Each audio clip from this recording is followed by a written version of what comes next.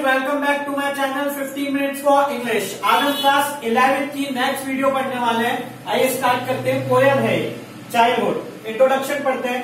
The poet is obsessed. Obsessed का means preoccupied with the loss of his childhood. Simple सी बात है, poet जो है वो ऑब्सेस्ड है, बार बार सोचता है उसके चाइल्डहुड के बारे में।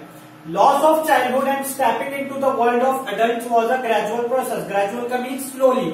सिंपल सी बात है, आप चाइल्डहुड से कैसे बड़े होते हैं, एडल्ट बनते हैं, ये एक स्लो प्रोसेस है। ऐसा नहीं है आज आप रात को सोए और कल एडल्ट बन गए, ऐसा नहीं होगा। Okay, to see through the hypocrisy talks about himself. Hypocrisy का सिंपल मीनिंग समझ लीजिए, कोई इंसान कुछ बोल रहा है और कर कुछ और रहा है। आपके फेस के सामने क्या अच्छा बन रहा है लेकिन आपकी पीठ के पीछे बुराई कर रहा है, वो कौन होता है? हिपोक्रेसी। मीनिंग समझ लीजिए सिंपल।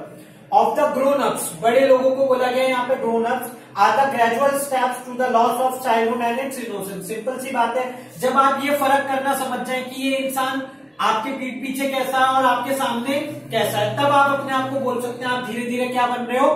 एडल्ट बन रहे हो, आपका चाइल्डहुड खत्म हो रहा है। चलिए समरी स्टार्ट करते हैं। The poet seems to be obsessed with the question when did my childhood go. Poet जो है बार बार एक ही क्वेश्चन पूछ रहा है यहाँ पे, व्हेन डिड माय चाइल्डहुड गो, मेरा चाइल्डहुड कब गया है, कब खत्म हुआ है। When he completed 11 years he grow rational. Rational का मीनिंग क्या है? लॉजिकल। सिंपल सी बात वो यहाँ पे पूछता है, जब वो 11 साल का होता है तब वो रैशनल बन जाता है, क्वेश्चंस करने लगता है, लॉजिक्स पूछने लगता है। He realise that hell and heaven are imaginary concept. वो यहाँ पे समझ जाता है हेल एंड हेवन क्या है? इमेजिनरी कॉन्सेप्ट है, एक्चुअलिटी में ये नहीं रहते। Don't exist anywhere but only in the mind. दिमाग में ही रहते, लोगों के असलियत में नहीं रहते। There came a period in the poet's life when he saw hypocrisy in the lives of the grown up. अब एक ऐसा पीरियड आया पोएट की लाइफ में, वो क्या करता है, वो फर्क करना समझ जाता है कि हाँ ये इंसान अभी झूठ बोल रहा है और बाद में सच बोल रहा है। वहां उसको पता चल जाता है वो क्या धीरे धीरे अडल्ट बन रहा है। चलिए, perhaps that was the time when he lost his childhood. Perhaps आप उस टाइम को बोल सकते हैं धीरे धीरे अपना चाइल्डहुड खत्म कर दिया, उसने लॉस कर दिया।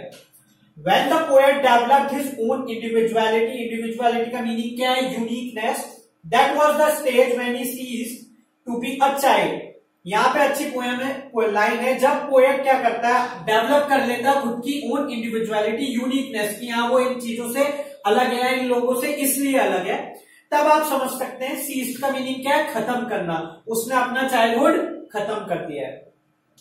He started thinking independently without being influenced or directed by others. अच्छा पॉइंट है एक और, वो क्या करने लगता है, खुद के डिसीजंस, ओन डिसीजंस लेने लगता है, औरों से इन्फ्लुएंस हुए बिना। भाई ये बोल रहा है ऐसा कर ले तो नहीं, उसको डिसीजन लेना है तो खुद का लेना है।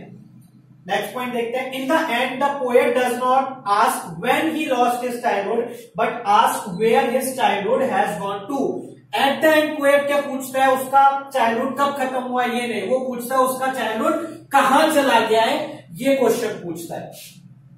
चलिए, the poet himself gives an answer. Poet जो खुद है वो इस चीज का आंसर देते हैं। His childhood stands for innocence. उसका जो चाइल्डहुड है वो इनोसेंट है, सीधा बच्चा है, एक तरीके से ये समझिए।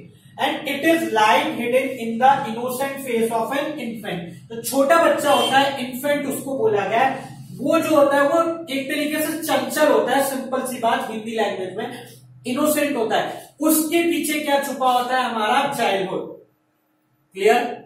चलिए स्टैंजास पढ़ते हैं, इंपॉर्टेंट। अभी आपको ये पोएम और क्लियर हो जाएगी स्टैंजास के साथ। When did my childhood go, was it the day I ceased to be 11, it was it the time I realized that hell and heaven could not be found in geography and therefore could not be, was that the day। go का means क्या है? ended। ceased का meaning भी क्या है? ended, खत्म होना। Okay, चलिए मीनिंग देखते हैं स्टैंजा का। The poet reflects and tries to know the day he lost his childhood. Poet चाह रहा है, वो रिफ्लेक्ट भी कर रहा है, वो जानना चाह रहा है उसका चाइल्डहुड कब खत्म हुआ है। ही मेक्स अ गैस, वो कुछ गैस करता है। Perhaps he ceased to be a child when he completed 11 years. उसने चाइल्ड होना खत्म कर दिया है तब जब वो 11 साल का हुआ है, सिर्फ वो गैस कर रहा है ऐसा।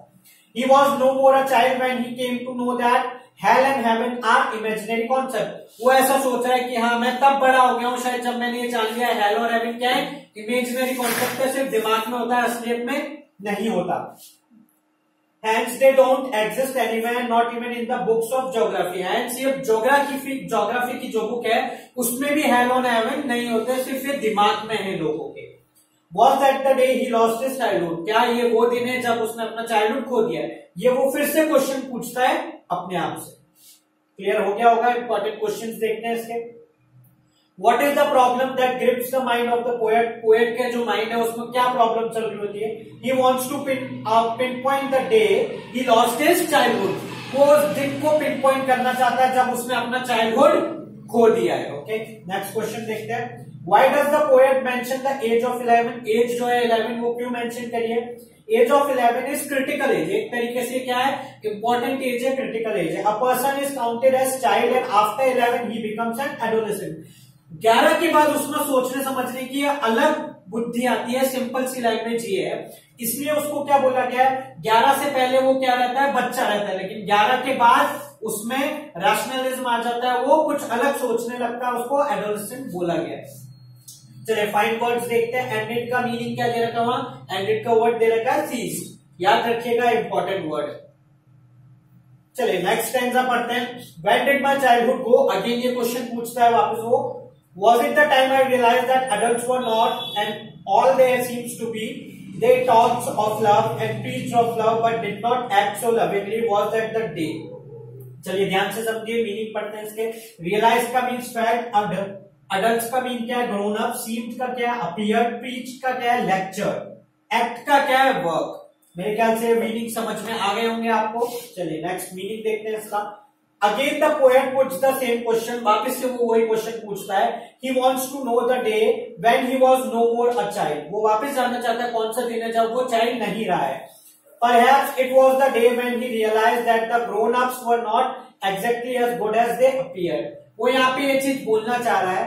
सिंपल लाइन है लेकिन अच्छी लाइन है, इसको ध्यान से समझिए. जो लोग बड़े हो जाते हैं वो जैसे दिखते हैं वो वैसे एक्चुअल में होते नहीं है. जिस दिन उसने ये जान लिया है वो दिन है कि वो बड़ा हो गया है. They frequently talk and teach of love. वो बार बार बात करते हैं लव के बारे में, सिखाते हैं लोगों को. But in actions they prove just the opposite and show little love. But in actions वो लोग क्या करते हैं? थोड़ा सा ही प्यार दिखाते हैं अपने एक्शंस के through. Was that the day when he lost his childhood? क्या वो ये वाला दिन है जब उसने अपना चाइल्डहुड खो दिया है? चलिए आप क्वेश्चन आंसर देखिए ध्यान से. एक्सक्यूज मी, लिए मत. What does the poet experience about the adults? जो पोएट है वो क्या एक्सपीरियंस कर रहा है अडल्ट्स के बारे में? The poet thinks that grown up people are not as good as they appear to be. जो पोएट है वो यहाँ पे सिंपल सी बात समझ चुका है कि जो बड़े लोग हैं वो जैसा दिखते हैं वैसा होते नहीं. जितना अच्छा वो दिखाते हैं उतना अच्छा होते नहीं है एक्चुअल रियल लाइफ में. Explain but did not act as lovingly. अच्छी लाइन है, इसको ध्यान से देखिए. एक्सप्लेन करना है आपको. Their actions are devoid of love. उनके जो एक्शंस है वो खाली है लव से. एक्शन में वो प्यार नहीं दिखाते, सिर्फ बोलते वक्त दिखाते हैं. And they don't act as lovingly as they talk of love. जितना वो लव के बारे में बात करते हैं बट वो इतने लविंगली है ही नहीं एक्चुअल में. चलिए नेक्स्ट स्टेंजा देखते हैं. When did my childhood go? Was it when I found my mind was really mine? To use whichever way I choose, producing thoughts that were not those of other people, but my own and mine alone. Was at the day. Hard words देखते हैं. It का meaning the day. Really mine का meaning when it was influenced and directed by others. यहाँ पे simple है. Really mind का meaning जब कोई उसको इन्फ्लुएंस नहीं कर रहा, आप किसी की बात सुन के नहीं डिसीजन ले रहे हो. सिंपल. प्रोड्यूसिंग का मीन्स क्रिएटिंग. चलिए मीनिंग देखते हैं इसका.